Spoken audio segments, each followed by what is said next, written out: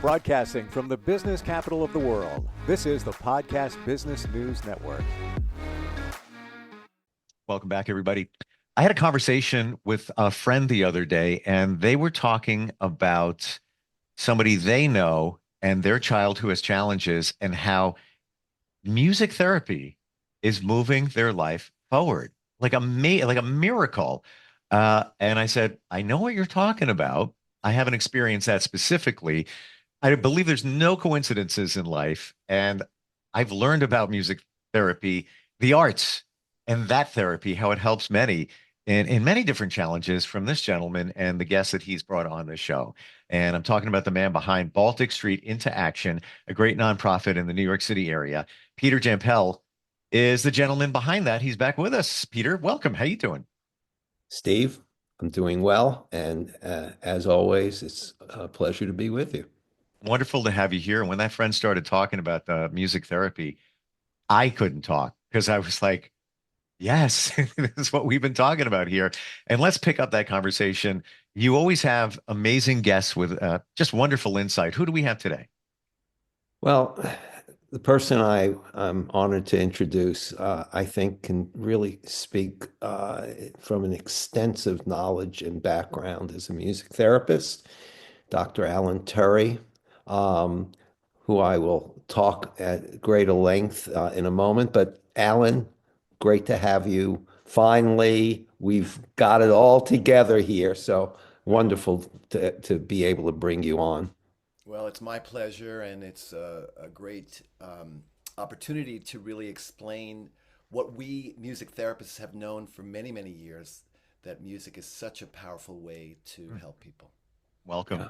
Yeah, where do you want to begin, Peter?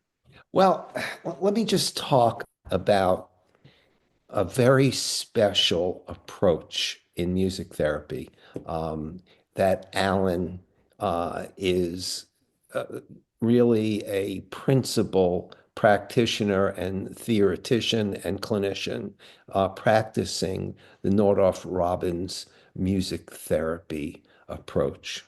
Um, and Alan is the faculty liaison to the Nordhoff Robbins Music Therapy Center at New York University, friend and colleague for many years.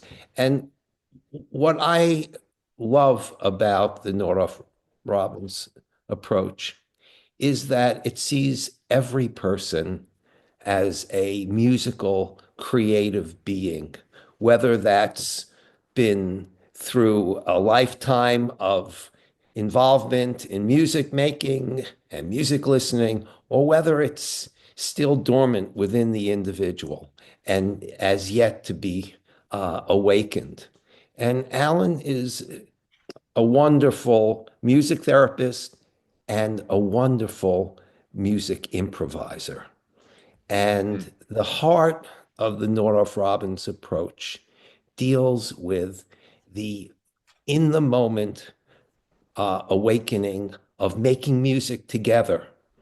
Um, we've had a number of music therapists on who use both what we'll call active and receptive approaches to music therapy. Active is music making happening between the therapist and the client, or the clients and the group of other people that are making music.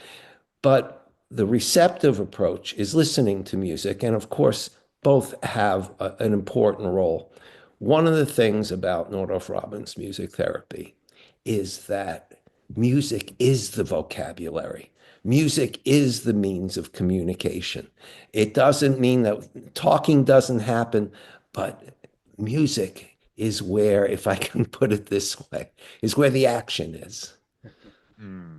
And that opens up a whole world of possibilities.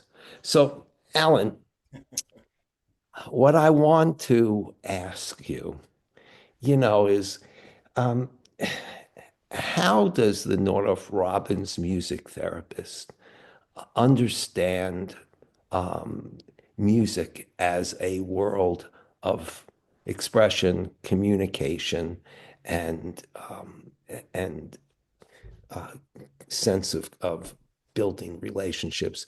What can you say to us about how music works in this way? Well, when you said this is where the action is, it made me think, and I have my keyboard right here. Music is where the action is. So we are constantly, as music therapists, translating and creating a musical emotional world based on the attunement to our clients. And this goes back, why is it called the Noroff Robbins Center? Let's start with that. Okay. Paul Noroff was a brilliant musician, composer, improviser. He was kind of like a Leonard Bernstein character. He loved to talk about music. He was deeply, he could play, if you said, well, can you play the third movement of Rachmaninoff? He was that kind of person. And he saw a person working with a child to develop speech. And in that moment, he thought, wait a second, this is the next step in the profession of music. This is what all musicians should be doing, is helping people. What can music making do? What could engaging in music do? And I want to just repeat something you said earlier, Peter, that a core belief in this approach is that everyone has musicality that can be tapped into. Yes, some of us have music skills and can facilitate compositions and do things.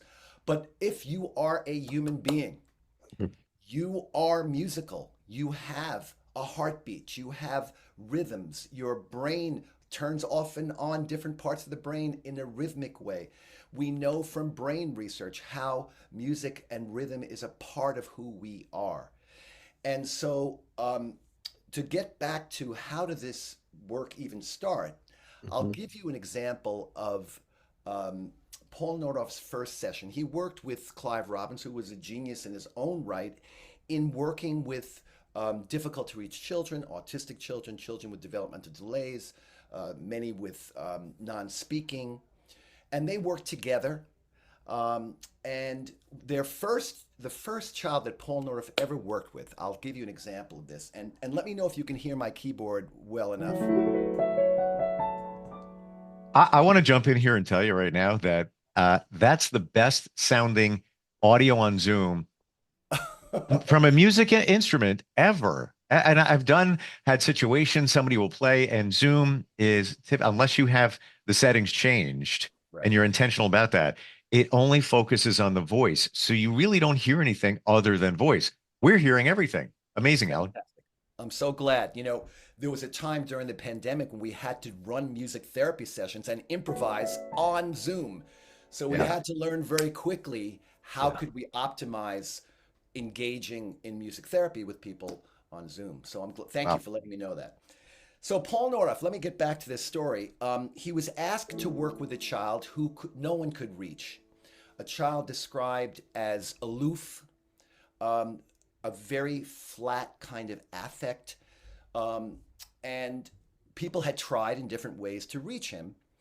And Paul Noroff was asked to go in and play music for him. Now, Paul Noroff is right now, in the year 2024, considered the founding father of live interactive improvisation as a way to work with people. But then he didn't, at that point, he was just discovering and having ideas about what to do. And he had very specific ideas about different kinds of musical worlds. For instance, he thought that the pentatonic, and pentatonic just means 5, I'm sure you both know that, but here he's talking about the Chinese pentatonic, which he thought was a kind of a pentatonic bath, kind of could be played in a way that was inviting, but not too much tension, as opposed to harmonies that we would hear. Right, so he had different ideas about how can I play music that would be a shared collaboration, even if this client, this person, this child, was not playing music, but just walking around the room. And so he would pick up on the tempo of the child's walking. So if the child was walking, he's playing in this pentatonic, and the child, his name is Johnny, stops, and Paul Nordoff stops playing. The boy starts walking again, and Paul Nordoff starts to play with him. And there's a sense that the boy is noticing this, right? Now, again, in the year 2024, we know all about entrainment. We know all about the importance of attuning physically, physiologically, emotionally, and what that does to help build connection, to help a young infant and toddler develop a sense of themselves. Somebody is mirroring me. Somebody is, oh, I am that music, right? So Paul Nordoff is trying to create this musical emotional world that this child can relate to, that this child feels like, I'm interested in this, right? Without having to do anything. And so he's playing this music and he realizes this boy who no one has had any kind of sense of his emotional world inside his interpersonal world, right? Although they think they hear sounds in the room that sound like he could be whimpering or crying, we don't know. They come into the room, he's a flat affect once again. And Paul Nordoff in this session is getting a sense that he is listening at this point. And so Paul Nordoff, who's playing what we would call a major sounding pentatonic, because we have this, right, a major third in there, if we think about it in terms of our Western harmony, he decides, you know what, he's listening. What if I change this major sounding pentatonic to the same amount of notes, but now I have half steps, I have tritones, I have tones of tension, and what we would call in Western diatonic music a minor pentatonic, right? And so he begins to play and match the boy's movements, match the boy's gestures. If the boy reaches out, he might reach out with a melody, right?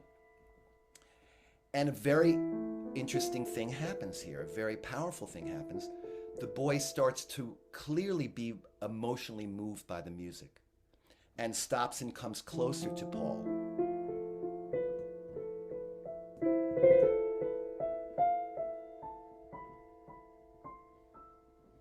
I wasn't there, but I kind of thought I'd play a little bit to give you a sense of it. And so, again, this was a breakthrough for a child that was considered unreachable, right? And Paul Nordoff eventually brought the session to a close. He sang, a goodbye, and brought it into a kind of ritual of ending. And when he reported this to the staff, of course, they were very, very excited because no one had had any kind of engagement.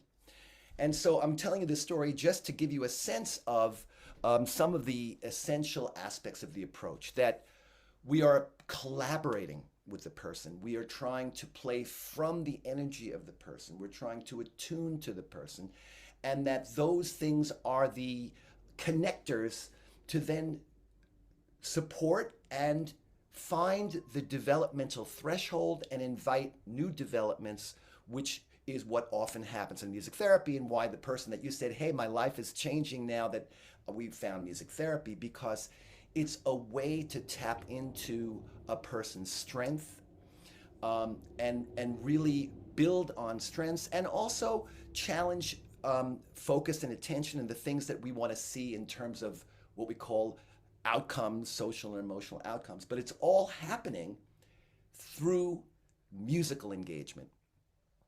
Wow. I've now see this whole process in a completely different light, because what you were just playing there, Alan, it's not, music is communication, which we talked about. Music is medicine here. It's almost as if you're prescribing the notes in the music tuned into the individual, almost like a musical sniper. I'm going to find the right, I'm going to get you. This is what you need. And side note, I think in music, so when you started with the pentatonic, It reminded me, I don't know if this will resonate, but Bruce Hornsby in The Range, Every Little Kiss. It was the same notes. It's dun dun dun dun dun dun dun dun dun dun dun dun dun dun dun. If you listen to it, you just played that 1988. I believe you. What I remember about Bruce Hornsby is a lot of this sound. Yes, yes, but the beginning of that song starts out with just a couple of notes, and he's Mhm. kind of, it almost as if he's feeling his way, and then the song, dun, dun, dun, dun, dun, it starts. You were there. It was like You know cool. what? Let me pick up on that because that is actually one of the ways that you hear Paul Nordoff in sessions and Nordoff Robbins therapists will start with one tone and then build to an interval and then build to the pentatonic and then build Yes. to harmony. My gosh, you're playing that song. So that I could play it for you now, but it's not going to sound right when I put it through the Zoom. But that is that. So, Bruce Hornsby must have built upon that foundation that you're describing. Super cool. Well, we all musicians can build on. We're all building on what's been there before, right? And let me just say that one of these ideas that we do in the training is we cultivate awareness of different musics from around the world and what Paul Nordoff called archetypal musical forms. So there are these, for instance, the pentatonic, and we know this from hearing. Right, so the pentatonic has what we would say the children's tune within it. We can hear this in all different cultures. So the therapists in training at the center learn, okay, well, what about music from different parts of the world, like Spanish?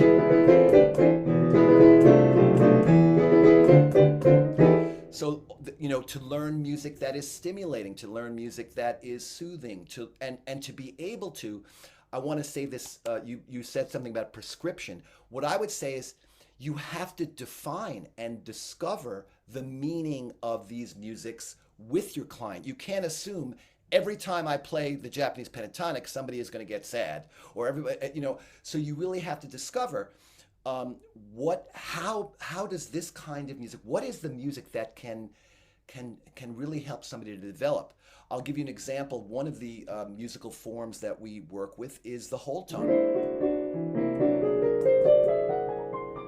Right now we know, I'm sure you've heard this in movies, going back in time, that kind of thing, because there is no hierarchy between the notes. There is no tonal center built in. There's no half step. There are only whole tones, so each tone is equal, right? And it has a very specific kind of effect, And these are things that, composers have used, Debussy,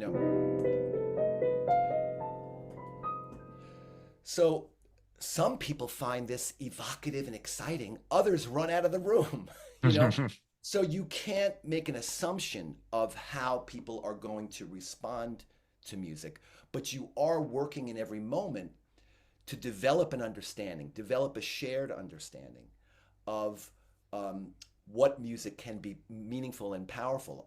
And I have another thing that we do oftentimes is look at modes, the different modes in relationship to what we know as our diatonic scale, but we want in this approach, which is an advanced postmaster's approach, I should say that. So people who are already music therapists who want to learn, how can I really work at the music as the therapy, in the music itself, right? So we want to be able to improvise with a compositional form. And so we might use different, like the Dorian mode, or the Lydian mode. The Lydian mode you hear a lot in, they call it,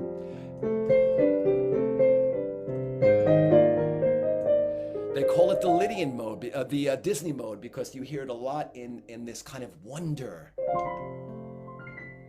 right? So we're harnessing what composers are doing all the time, film composers. We're harnessing these moods and qualities for the session itself, for the people that we're working with, and trying to discover what can music do for this person. We're starting with that, and from that, it could be writing songs about struggles that people are having. It could be improvising in a way that helps them to be more organized. And many of our clients have trouble focusing and attending. It could be a way for them to feel, I want to speak. This is attracting me so that I want to be connected to this person. I no longer want to isolate myself, right? And it's happening through our auditory sense, through our physiological sense. And it doesn't mean you have to make eye contact, because musicians don't play that way. And oftentimes many of our clients have learned that, or it's a fight or flight response to eye contact. So it's another way to really work to make connection. Am I talking too much? No, no, Alan. One of the aesthetically beautiful things about the Nordhoff-Robbins approach is that it is complex. It integrates all really aspects of not only musical theory, multicultural musical modes, compositional form, harmonic interests, the very complexity of the training for a Nordhoff-Robbins music therapist allows the clinical improviser an enormous palette of moods, of textures. And when you talk about not making any assumptions about how your client is going to receive that, but experimenting to see what, in fact, their response is and how that response can be a challenge to go further, to go deeper, to deal with greater nuances of expression and communication. The beauty of it is that first, it engages the client in completely unexpected ways. It is challenging to listen to, and it is also challenging for the therapist to stay open to the instantaneous engagement that's opening new pathways. So, can you talk a little bit as a musician, Alan? What is the clinical music therapist, improviser thinking that's different than, let's say, the jazz improviser's way of thinking? Okay. I just lost my train of thought. I was going to say something about what you said. Um, the jazz improviser already has many times structure, right?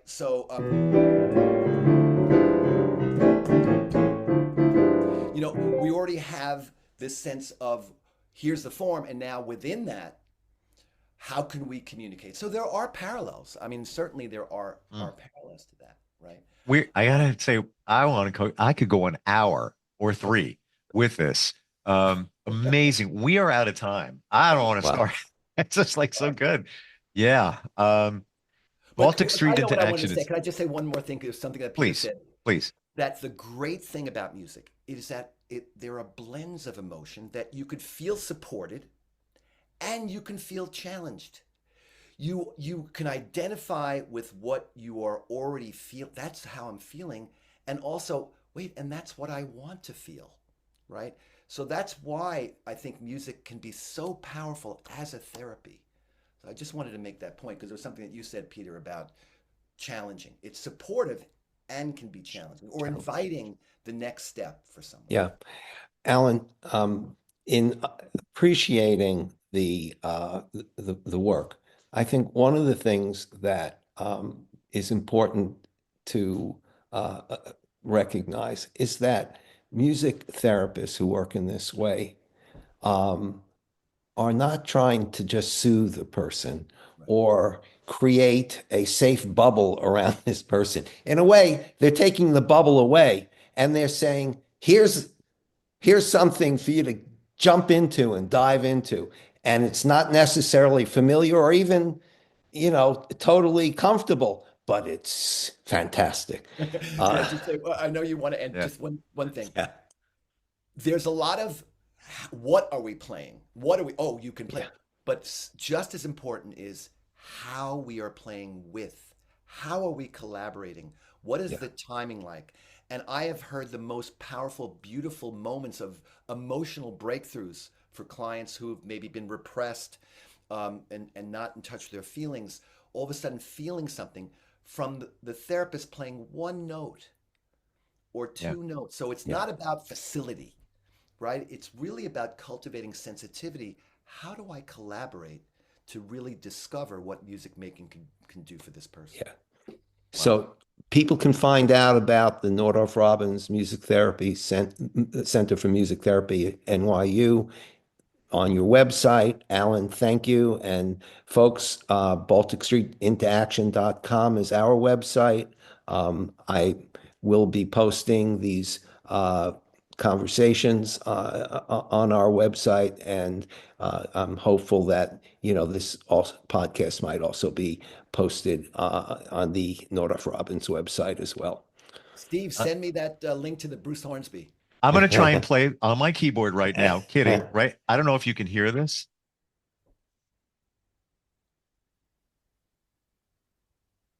No? Can't hear. Okay. Yeah, like I said, that's what Zoom sometimes does. That's why it's amazing, Alan.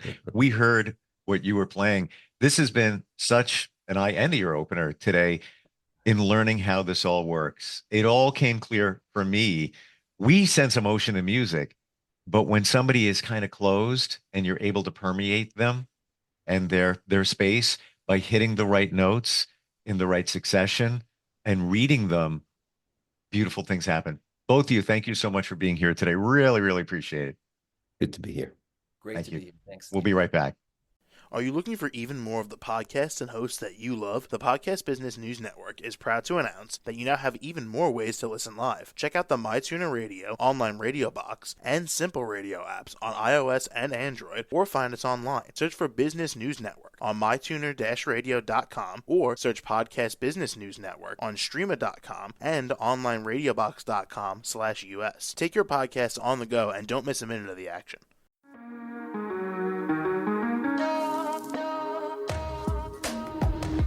Broadcasting from the business capital of the world, this is the Podcast Business News Network. For nearly 2,000 severely injured veterans, everyday life has become filled with barriers. Day-to-day simple tasks can become pretty daunting. I have to carry my chair up 2 flights of steps or have somebody do it for me. What scares me the most is just the falling. When I'm struggling with my house, I think, to have that one great barrier just knocked down, it's crucial. Home for Our Troops is a wonderful nonprofit that builds a mortgage-free, fully adaptive, handicap-accessible house. And there's no catch. It'll be our very first home that we've ever owned. This is a game changer. This is where your life begins again. We need you to join us in completing this important mission. Please visit hfotusa.org and help build homes and rebuild lives. Because of you, everything's going to be okay.